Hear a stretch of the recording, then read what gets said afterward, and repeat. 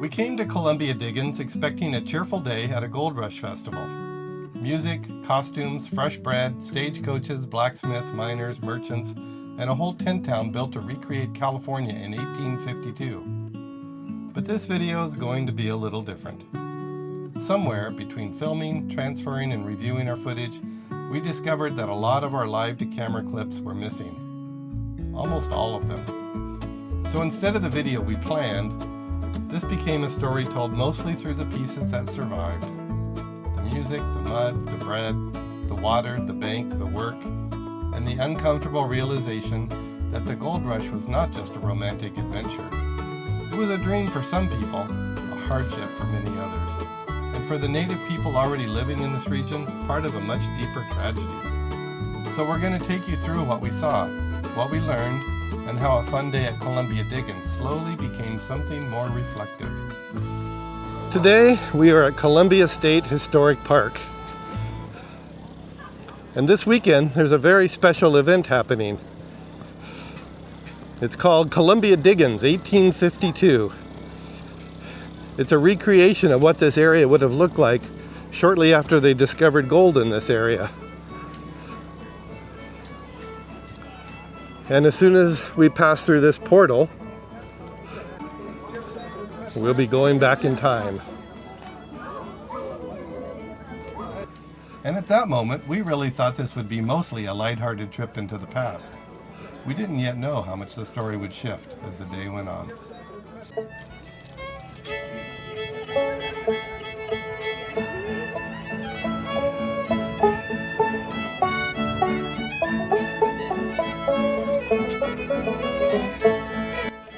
Columbia Diggins 1852 is designed to recreate an early gold rush encampment, with volunteers portraying the people who might have lived, worked, sold goods, entertained crowds, or tried their luck in a mining town. And at first, this is exactly what catches your attention.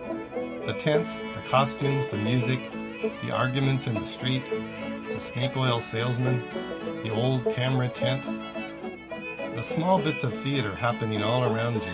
It is lively and funny and a little chaotic. But even in the fun, there's a roughness to it. This was not a polished town. It was a place of dust, noise, uncertainty, and people trying to get by.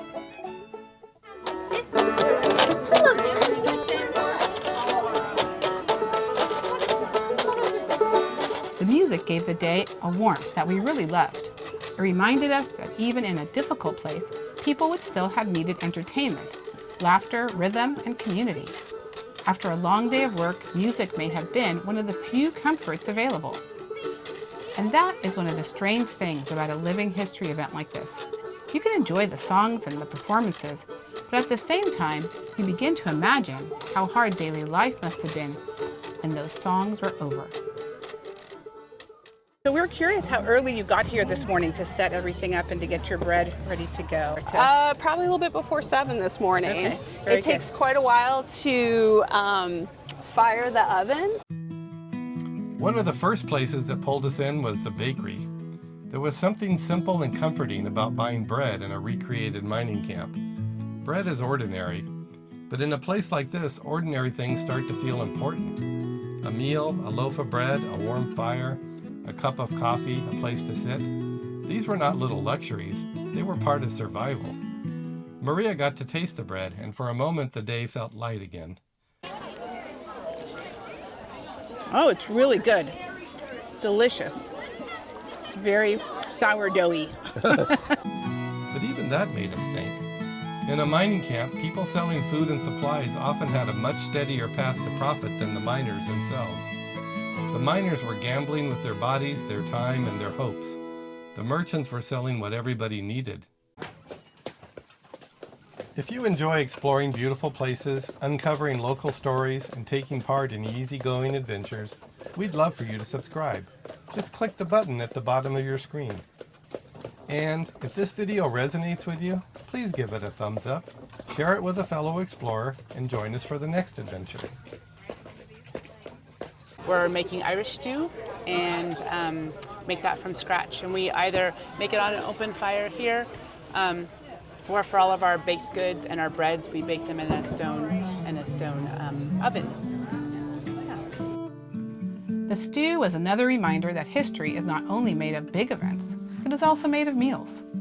The smell of food cooking over a fire makes the past feel less distant. You start thinking about the daily rhythm of the camp. Who cooked? Who ate well? Who went hungry? Who had money for provisions and who was just hoping the next day would be better? The grocery tent and the produce were colorful and inviting, but they also pointed to an economic truth of the gold rush. Even in a place built around gold, people still needed beans, flour, vegetables, tools, water, and credit. And somebody was always there to sell them. The laundry area was lively, funny, and theatrical.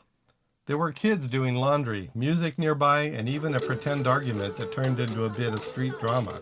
I think we need to find the constable for that one. I don't think you can have more than one wife. I don't think. But underneath the humor was another reminder. A mining camp was not only miners, it was labor everywhere.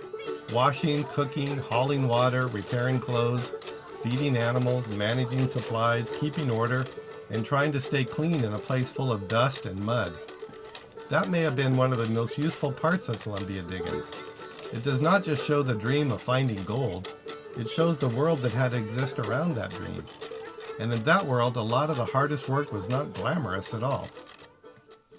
So realistically, back in the 1850s, how much gold would a person actually realistically find?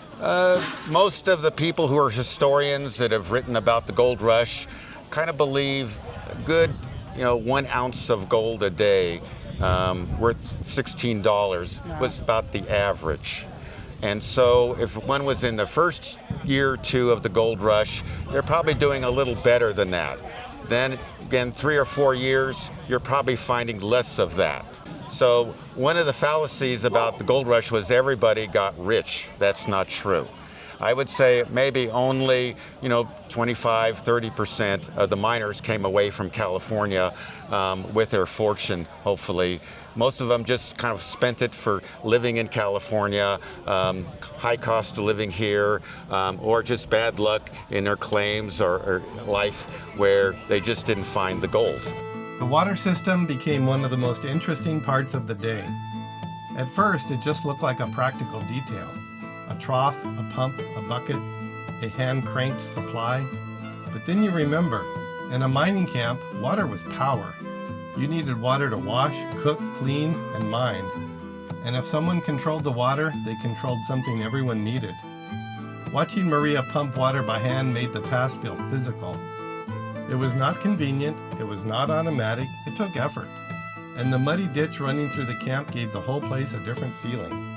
This was not a sanitized version of history. This was a world where water, mud, labor, and money were all connected.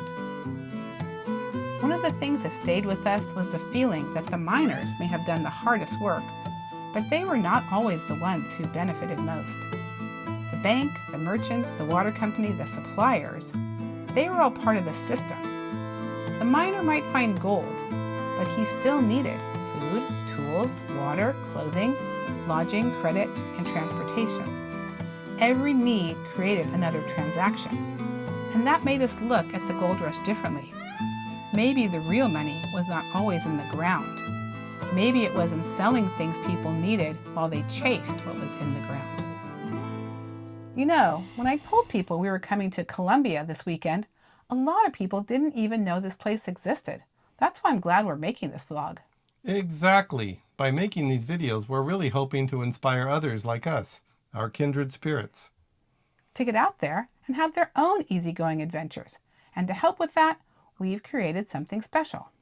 An ebook called Hidden Gems of California, a starting point for your own adventures.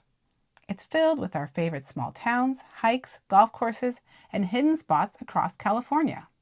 Just donate whatever feels right using the link in the description.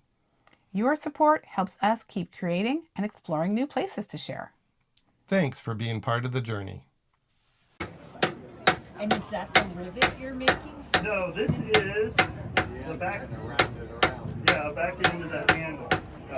The blacksmith brought another kind of seriousness to the day. The sound of hammer on metal cuts through everything. It is steady, physical, and practical. In a place like this, tools mattered. Repair mattered. Skill mattered. A broken tool could mean lost time, lost money, or a failed day of work. Watching the Blacksmith reminded us how much life in 1852 depended on people who knew how to make and fix things by hand. It was impressive. It also looked exhausting.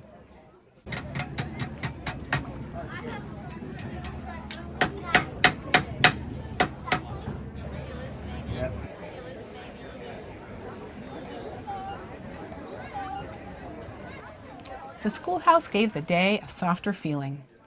After all the noise of mining, trade, and street performances, the school reminded us that families were a part of this story too. Children were learning rules, schedules, manners, reading, writing, and arithmetic. And those Blackbird rules were a small window into what people valued: order, discipline, respectability, maybe even hope. Because if families were sending children to school, then Columbia was no longer just a temporary camp. It was becoming a community.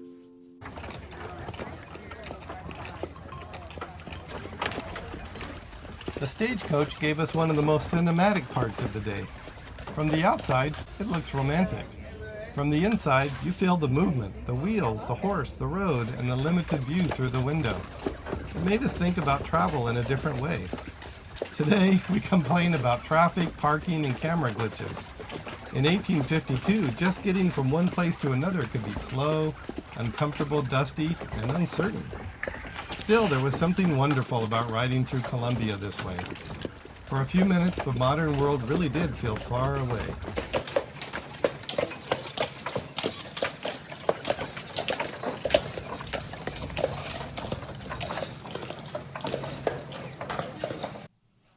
As the day went on, we also started thinking about the land itself.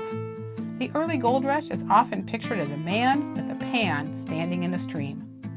But later mining methods became much more destructive. Hydraulic mining used powerful streams of water to wash away hillsides and expose gold-bearing material.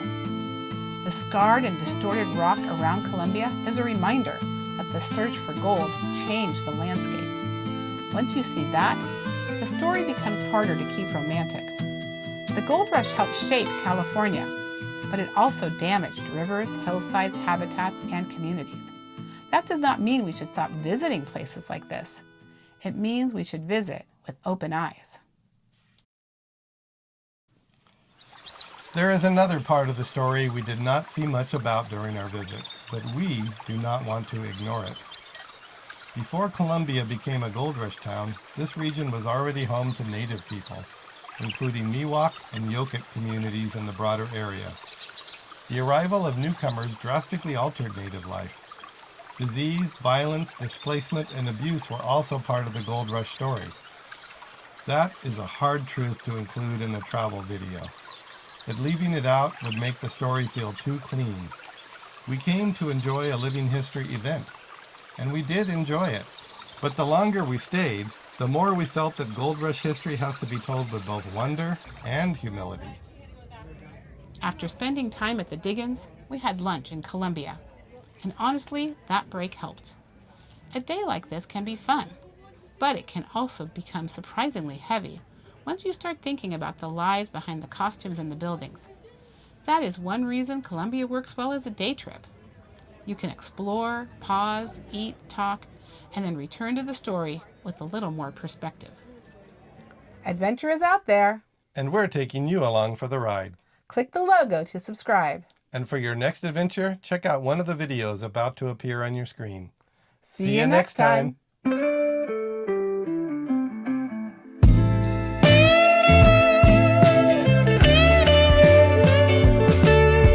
Adventure is out there just beyond the bend. Two hearts on the road again. Every trail and every view feels a little brighter when I'm with you. Adventure is out there, come along the ride, through mountain roads and oceans wide. Wherever the journey may lead today, that's the wanderer's way.